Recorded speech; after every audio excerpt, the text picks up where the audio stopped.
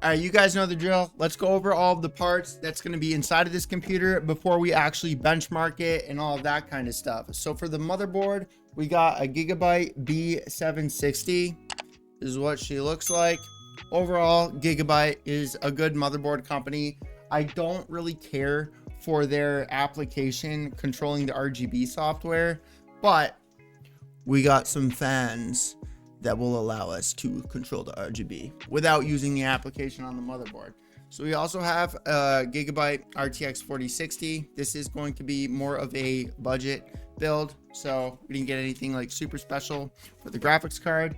For the CPU, we got an Intel i5 13500 that we're going to be putting in this fella. We got 32 gigabytes of DDR5 RAM. We have a 1 terabyte NVMe. We got the new Be Quiet 360mm AIO, which is pretty cool. Dude, I've built hundreds of computers, and there's not one that has come with refillable liquid for the cooler, which is kind of cool. And you're supposed to replace that. For those of you that are unaware, you're supposed to replace that every couple of years. So overall, B-roll and all that kind of stuff will be on screen of what it actually looks like and that kind of stuff. The build quality of it, by me just like feeling it and like moving it around and stuff and unwrapping everything so that you can see everything, it feels pretty good. The fans, we've used the white version of these fans, and actually the computer's sitting right over there, the i9 and 14900K build that we got. And then we have the Sonico case fans, and then 900 watt power supply.